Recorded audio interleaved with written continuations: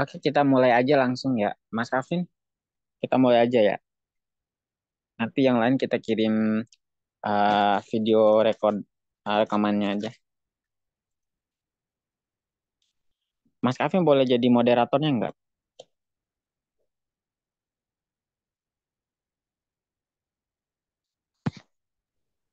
Gimana Waduh, Mas? waduh, ada yang izin lagi. Nggak ada yang dengerin dong. Kelompok lain.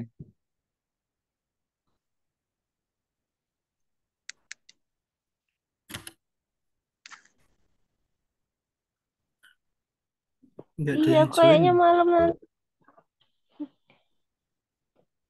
Tidak, Assalamualaikum, Mbak. Aku mau pamit dulu ya.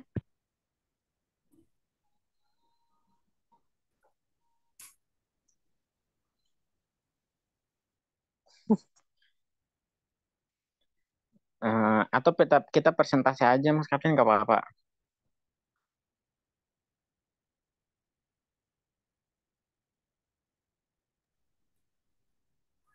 Cuma ada orang Mas Bay. Kita berdua doang.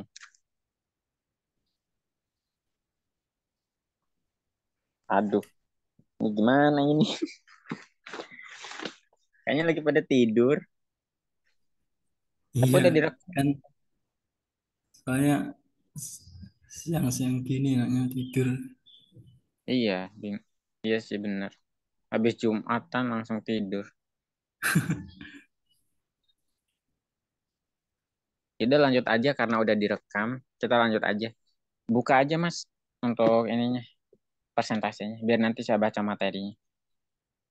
Oh, Assalamualaikum warahmatullahi wabarakatuh. Waalaikumsalam warahmatullahi wabarakatuh. Eh, Perkenalkan kami dari kelompok satu, yaitu ada saya sendiri sebagai moderator, ada Mas Baitur Rahman, ada Mas Us, yang beranggotakan ada Mas Baitur Rahman, Mas Usman, Mbak Elda.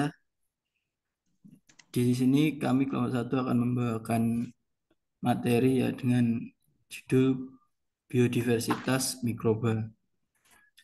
Eh, Mungkin langsung saja, hmm, boleh disampaikan pada materi Mas Baitur Rahman. Silakan. Oke, terima kasih kepada Mas Kavin telah memberikan kesempatan untuk menyampaikan materi. Oke, lanjut kita langsung ke materinya. Next. Yang pertama kita masuk ke daftar isi, yaitu yang pertama mikroorganisme, yang kedua keistimewaan mikroba dan diversitasnya, yang ketiga pentingnya mempelajari keanekaragaman mikroba, yang keempat mikroba dan bioteknologi, yang kelima potensi mikroorganisme ekstrimofilik, dan yang keenam eh, potensi besar mikroba. Kita masuk ke poin pertama yaitu mikroorganisme. Mikroorganisme atau mikroba adalah organisme hidup yang berukuran sangat kecil dan hanya bisa diamati dengan bantuan mikroskop. Mikroorganisme ada yang tersusun dari satu sel uniseluler dan ada yang tersusun atas beberapa sel multiseluler.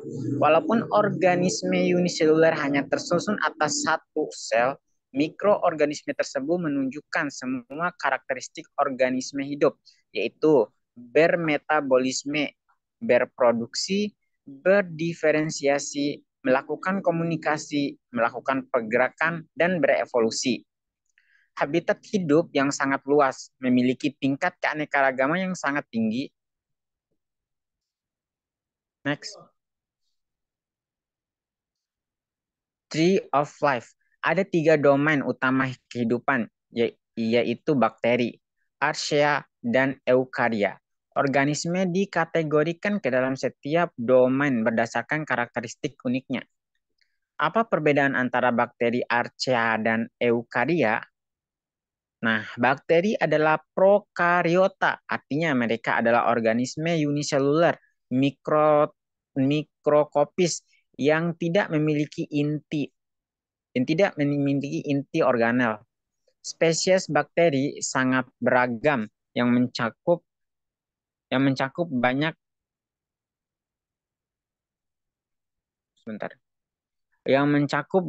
patogen atau bakteri penyebab penyakit. Probiotik bakteri bermanfaat dan Cyanobacteria archaeae juga merupakan prokariota tetapi memiliki genom yang sangat berbeda dari bakteri. Banyak archaeae adalah ekstremofil yang hidup di lingkungan yang keras. Eukaria adalah organisme yang dapat berbentuk uniseluler atau multiseluler dan memiliki sel eukariotik. Sel-sel ini memiliki nukleus dan organel yang terikat membran organisme dan domain eukaria antara lain hewan, tumbuhan, jamur, dan alga. Next. Keistimewaan mikroba dan diversitasnya. Yang pertama, memiliki porsi terbesar sebagai penyumbang keanekaragaman hayati di dunia. Jasa lingkungan, meregulasi berbagai siklus elemen kimia penting E.G, karbon dan nitrogen, dan memiliki peranan penting dalam menciptakan lingkungan yang nyaman bagi seluruh organisme lainnya di dunia. Selanjutnya, produsen dan setengah jumlah oksigen bumi. Dan poin yang keempat, dapat hidup di semua jenis habitat E, G, tanah, air, udara, laut, kawah, gunung berapi, lokasi pertambangan, lumpur, gurun, kutub bumi, tubuh manusia, tubuh hewan, dan sebagainya. Pentingnya penelitian mengenai keanekaragaman mikroba. Poin-poinnya yaitu penyumbang kekayaan diversitas hayati terbesar. Dibandingkan dengan flora dan fauna, informasi mengenai biodiversitas mikroorganisme masih sangat sedikit. Diperkirakan baru 0,5% dari 2-3 miliar spesies mikroorganisme yang sudah teridentifikasi. Penelitian membuktikan adanya potensi dan manfaat yang besar. Lanjut. Manfaatan bioteknologi mikroba. Hampir seluruh proses bioteknologi modern memerlukan mikroba dan dalam beberapa bidang seperti mikroba dalam pertanian, agrikultur, mikroba dalam berbagai industri, mikroba dalam kedokteran dan obat-obatan, mikroba dalam kerekayasa lingkungan. Next. Mikroba dalam pertanian, agrikultur. Biocontrol agents, BCAAs, beberapa bakteri dan fungsi berfungsi sebagai BCAAs yang meredam pertumbuhan phytopatogen melalui produksi antibiotik, sideropores, dan melalui mekanisme kompetisi niche. Contoh, bakteri Bacillus thuringiensis dan Panibacillus popiliae, fungi Lechanicillium spp dan Metarhizium spp. Mikroba dalam berbagai industri. Enzimes, mikroba dan fungsi dapat memproduksi enzim-enzim yang berguna di berbagai macam industri. Contohnya, protease sebagai bahan aditivis dalam pembuatan deterjen, pectinase sebagai bahan penjernih atau clarification proses dalam industri jus buah kemasan, dan biopolymers. Mikroba dapat mensintesa polimer seperti polisakarida yang dapat digunakan sebagai bioplastik atau digunakan dalam aplikasi medis seperti tissue engineering atau drug delivery.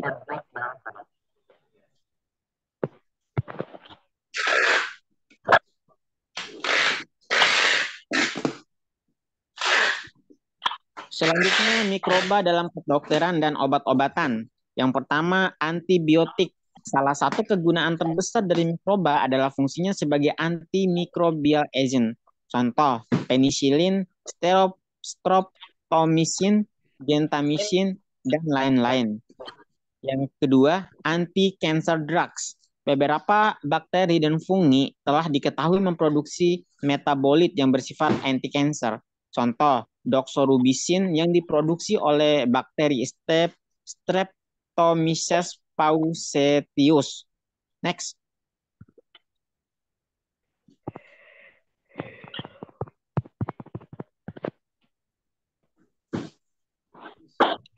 Biofuels. Mikroba dapat digunakan untuk mengkonversi bahan-bahan starchi atau selulosis menjadi alkohol, bioetanol, yang digunakan sebagai sumber energi alternatif. Selanjutnya, bioremediasi, proses pengolahan kontaminan dari media, air, tanah, dan lain-lain dengan bantuan pertumbuhan mikroorganisme yang dapat mendegradasi polutan target. Penggunaan bakteri Alkaniferax borkumensis yang dapat digunakan untuk bioremediasi oil spill.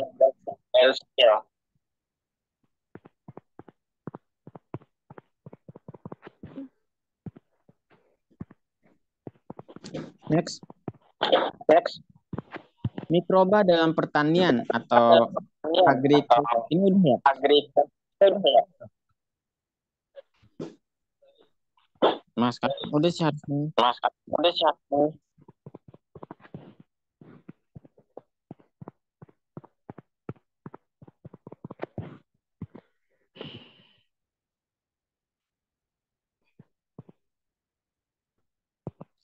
Oke, selanjutnya kita masuk ke poin ekstrimofilik. Mikroba ekstrimofilik adalah mikroorganisme yang hidup dalam kondisi seperti temperatur tinggi, temperatur rendah, kadar ionik, lanjut.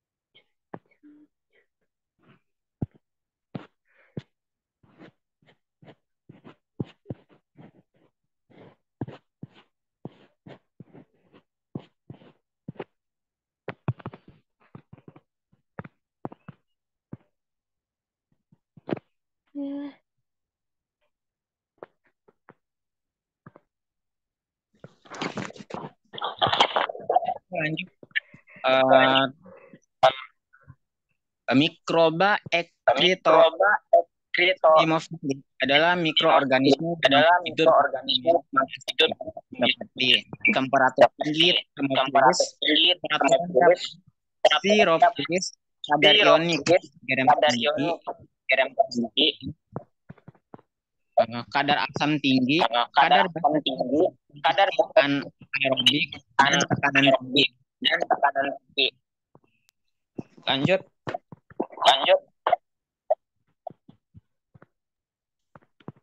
Berikut contoh habitat mikroba ekstrimofilik dapat dilihat dari gambar-gambar berikut.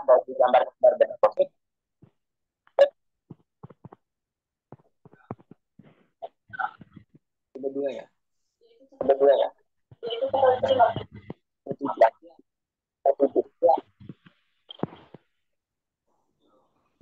Lanjut. Mbak Lintang, apa namanya suaranya tuh di mute, mantul. Gak jelas suaranya. Oh iya, ini Kak Lintang. Iya. Makasih. ya. Ini aduh.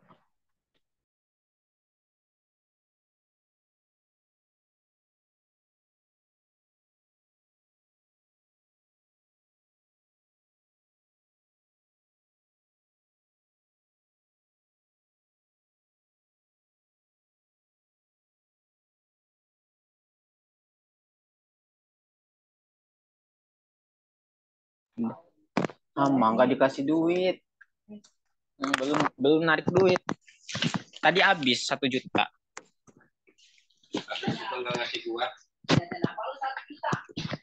Ini yang keretanya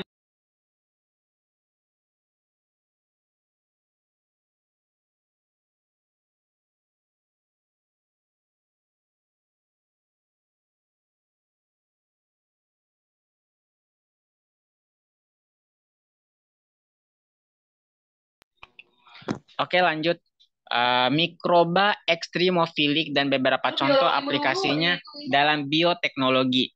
Yang pertama, kita bisa melihat di bagan yang telah disiapkan oleh kelompok satu. Di sini kita bisa lihat ada mikroorganisme, asal isolasi biomolekules, dan aplikasi. Contohnya, kita bisa ngambil di mikroorganisme Thermococcus litoralis. Asal isolasinya dari hidrothermal vent di laut dalam sumur di laut dalam sumur penggalian minyak bumi. Biomolekulesnya di serin peptidas dan diaplikasikan ke dalam deterjen. Itu salah satunya. Next. Selanjutnya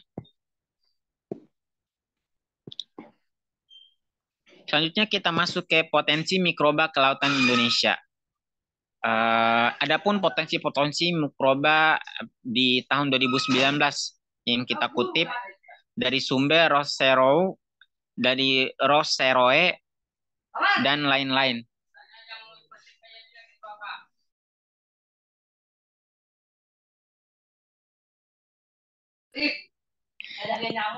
Sebanyak 80% organisme hidup ditemukan di ekosistem perairan.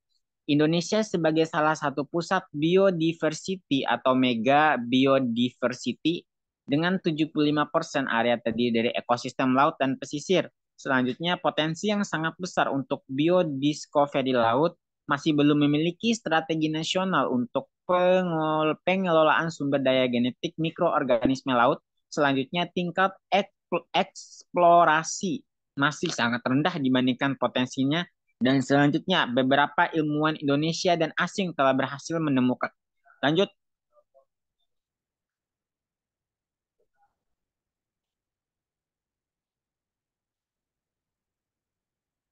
Adapun hambatan dan tantangan, yang pertama, keterbatasan infrastruktur yang kuat dalam mendorong aplikasi industri.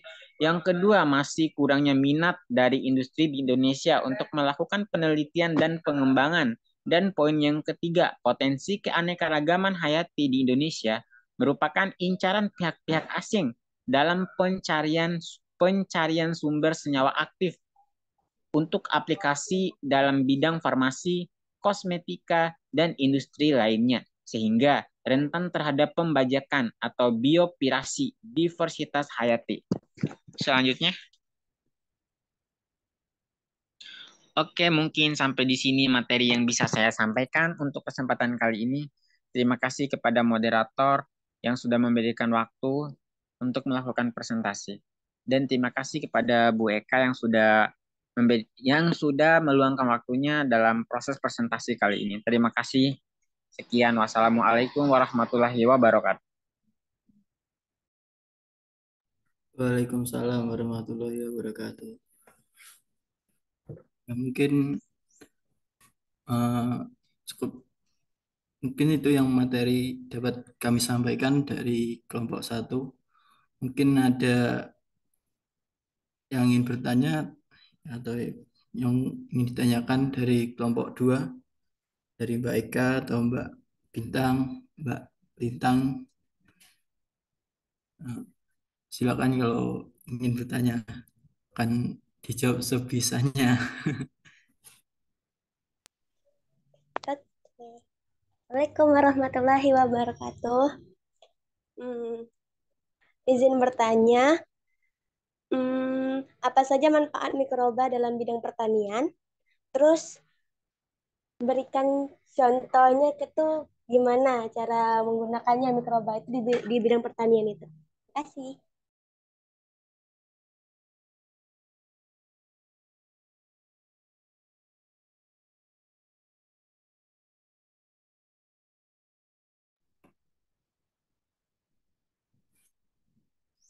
Oh ya, bentar ya Mbak ya, masih dicari jawabannya.